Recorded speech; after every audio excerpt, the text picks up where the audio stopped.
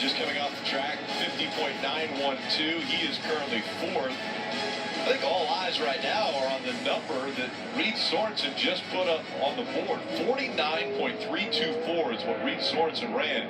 Put that into perspective, the pole speed in May that Chase Elliott won the pole with was a 49.704. He ran nearly 4/10 of a second faster, Reed Sorensen did, than what we saw Chase Elliott win the pole with earlier this year. Right now we've got Jamie McMurray on the track. Well, I just said that I thought a good lap was around a 50 flat, so I'm feeling just a bit dumb that Reed Sorensen has beat that by 7/10. I'm hoping some of these cars prove that that is an outlier. As we see Jamie McMurray, he's tracking at about a 50.3. Just beat a Ganassi car by a second. Yeah, a second slower nearly than what Reed Sorensen has posted as a number there. Now, the only thing I will say is Reed Sorensen has no concern about the race if he didn't make it. So he could do things to his car, basically put it in full qualifying trim, right, only to make the show. So there's a lot of qualifying oils, qualifying greases. No power steering could be hooked up. There are 4/10, 5/10 of a second you could put in a race car, but you can't race it. But Reed Sorensen doesn't care. He can just make it to the first pit stop and then change what he can change, or even if it doesn't last all day, he's in the race.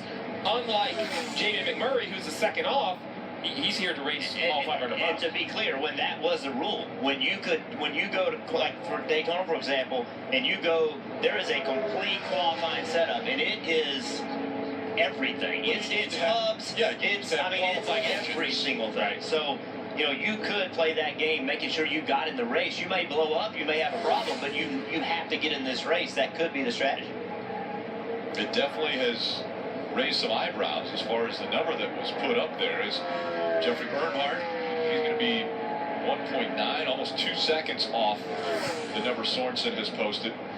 Right now, he's 8th quickest of the 8 that's been out there. On track, the 23 of David Reagan.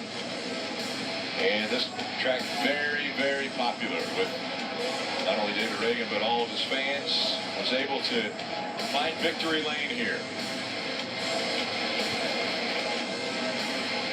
David Reagan celebrating that win.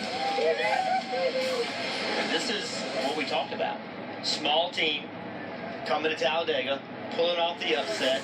No one would have picked them to win the race. If you say you did, you're lying. And you know, and that's what they did. They pulled it off, and it made a huge difference in moving that team forward. Chris Buescher winning at Pocono. No one would have expected that to happen, but at the same time it did. And it got him into the chase and a lot of notoriety for that team. But that's what keeps these teams moving forward. The alarm clock goes off, you know, early in the morning for these crew members, just like it does the teams that run up front and run for a championship. They come in, the effort is put in. The hours are spent trying to make the best lap possible out of this 23 car of David Reagan. You have to find success or something to kind of hang your hat on, the reason to come back. Clint Bowyer on track, and we go all the way back to 2011. Come on, man. Bowyer. Why this one? Sorry. Why this one? Who's driving that 31? Oh, that's right. But if you go back even farther, this was the tandem. And I mean, you knew you were in a bad position, right? I mean, you were in the bad position at that point because Clint was pushing you going into 3 and 4, and when he stopped pushing, you were basically sitting duck. I tried something. I won with him, with me pushing him. I won at Daytona in the qualifier, and then so I knew that I was in trouble. And actually, that's when we could talk to each other. We had such a lead. We came off turn 2, and literally I got on the radio and said, "What are you thinking about, Clint? Trying to figure out how to pass me?"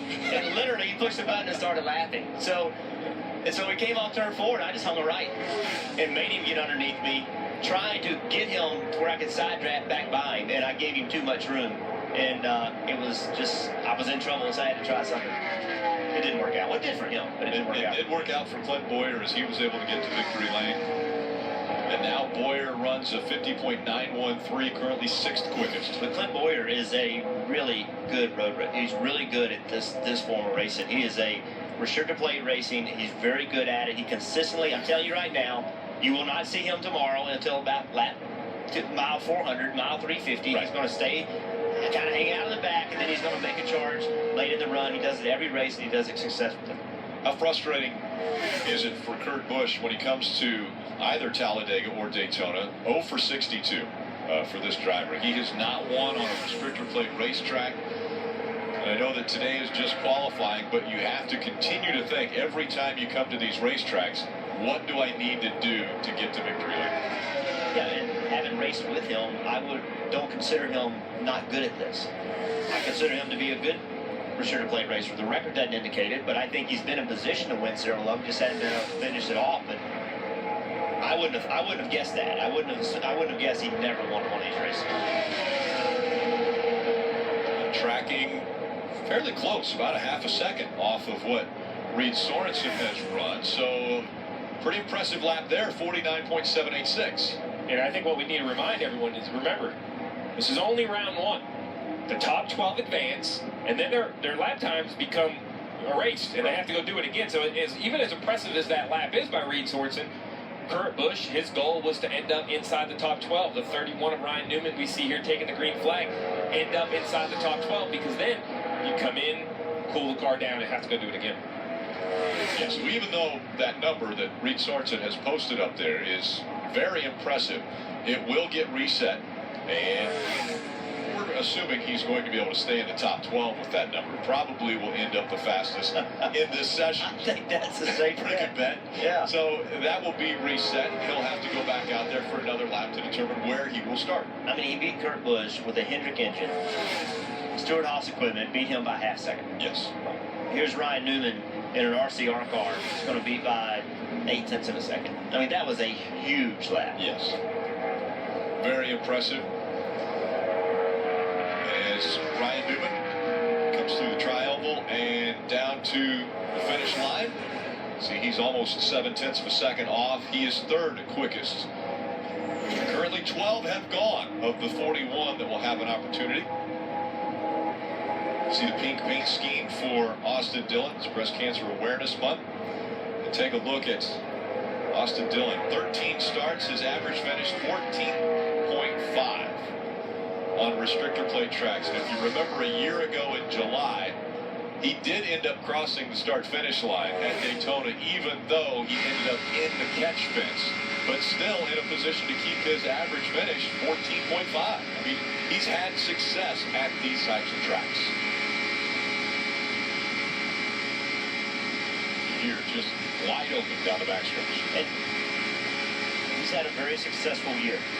This year has been the eye-opening year, the year where it all kind of came together, where things started to make sense. And it takes a while, you know. So RCR, we documented they don't have the fastest cars, but Austin Dillon and his team, they've led RCR. They've been, for the most part, the best team in RCR, and that's a step forward for him and his team. This could be a pretty good lap. Yeah, it's going to be down to 49s for sure, and that was compared to 12. 49.82 puts Austin Dillon right there in third behind Kurt Busch. And we've seen the three out front and lead and win the pole at restricted plate racetracks. So, and I think this is a good, not just a good track for him because his stats are good, but a good track because it is a great equalizer. We talk about anybody can win here. Well, when you talk about the three, a car that has performed better this year, you know, this track hopefully will allow him to get up there and run for the win. But to do that, he's going to outrun or need to outrun the two Penske cars. Right.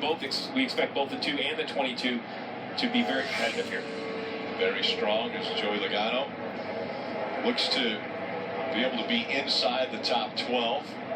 Once again, quite a few cars still to go in this session, as only 13 have gone to this point. Again, the top 12 will advance into the second round.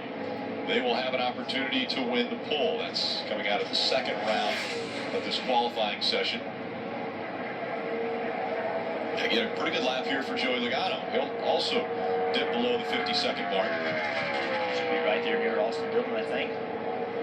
Maybe even a little bit better. We'll see where he ends up. Just behind him. Fourth quickest for Joey Logano. Of the three chase drivers that have been on the track for qualifying, all three in the top 4. We'll be back with more after this.